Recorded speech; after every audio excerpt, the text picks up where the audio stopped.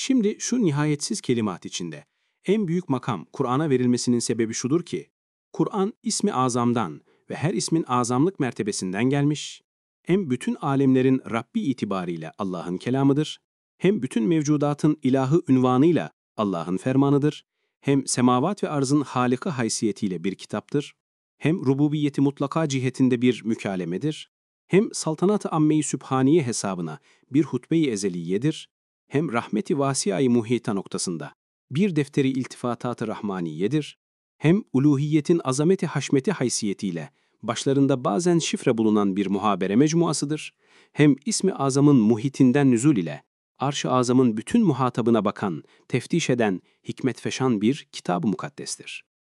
İşte bu sırdandır ki, Kelamullah ünvanı kemal-i liyakatle Kur'an'a verilmiş.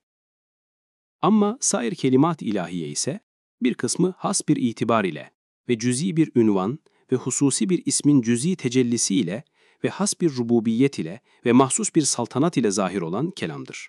Hususiyet ve külliyet cihetinde dereceleri muhteliftir. Ekser ilhamat bu kısımdandır. Fakat derecatı çok mütefavittir. Mesela en cüz'isi ve basiti hayvanatın ilhamatıdır. Sonra avam-ı nasın ilhamatıdır. Sonra avam-ı melaikenin ilhamatıdır. Sonra evliya ilhamatıdır. Sonra melaike-i izam ilhamatıdır. İşte şu sırdandır ki, kalbin telefonuyla vasıtasız münacat eden bir veli der, "Haddeseni kalbi an Rabbi." Yani, kalbim benim Rabbimden haber veriyor. Demiyor, Rabbül Alemin'den haber veriyor. Hem der, kalbim Rabbimin aynesidir, arşıdır. Demiyor, Rabbül Alemin'in arşıdır. Çünkü kabiliyeti miktarınca ve 70 bine yakın hicapların nispeti ref derecesinde mazhar hitap olabilir.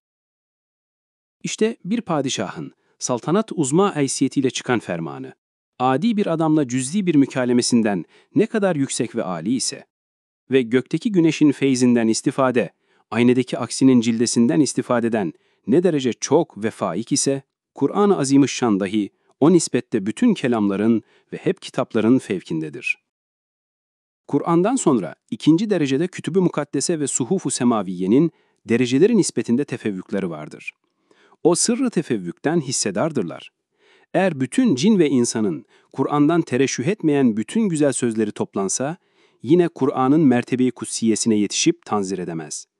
Eğer Kur'an'ın ismi azamdan ve her ismin azamlık mertebesinden geldiğini bir parça fehmetmek istersen, Ayetel Kürsi ve ayeti ve indehu mefatihul gayb ve ayeti Kulillahümme malikel mulk ve ayeti Yuşil leylen nehara yatlubuhu hafisen ve şemse vel kamera ven nucume musahharatin bi emrih ve ayeti Ya erdu bil'i ma'eki ve ya semahu aqli'i ve ayeti Tüsebbihu lehu's semavatus seb'u vel ardu ve men fihinne ve ayeti Ma halqukum ve la ba'sukum illa ke nefsin vahide ve ayeti İnna aradna'l emanete ale's semavati vel ardu vel cibal ve ayeti Yevme natvis semâe ke tayyis sicilli lil kutub ve ayeti وَمَا قَدَرُ اللّٰهَ حَقَّ قَدْرِهِ وَالْأَرْضُ جَمِيعًا قَبْضَتُهُ يَوْمَ الْقِيَامَةِ ve ayeti لَوْ أَنْزَلْنَا هَذَا الْقُرْآنَ عَلَى جَبَلٍ لَرَأَيْتَهُ gibi ayetlerin külli, umumi, ulvi ifadelerine bak.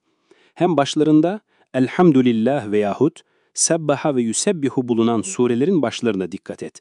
Ta bu sırrı azimin şu anı göresin. Hem elif lam mimlerin ve elif ra'ların ve hamimlerin fatihalarına bak, Kur'an'ın Cenab-ı Hakk'ın yanında ehemmiyetini bilesin. Eğer şu dördüncü esasın kıymetdar sırrını fehmettiğin ise, Enbiya'ya gelen vahyin ekseri, melek vasıtasıyla olduğunu ve ilhamın ekseri vasıtasız olduğunu anlarsın.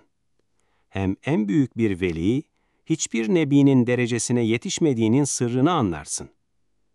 Hem Kur'an'ın azametini ve izzeti kutsiyetini ve ülviyeti icazının sırrını anlarsın. Hem miracın sırrı lüzumunu, yani ta semavata, ta sidretül müntehaya, ta Kâb-ı Kavseyn'e gidip, ekrabu ileyhi min hablil verid olan Zat-ı Zülcelal ile münacat edip, tarfetül ayn'da yerine gelmek sırrını anlarsın. Evet, Şakkı Kamer nasıl ki bir mucize-i risaletidir, nübüvvetini cin ve inse gösterdi. Öyle de Miraç dahi bir mucize-i ubudiyetidir. Habibiyetini ervah ve melaikeye gösterdi.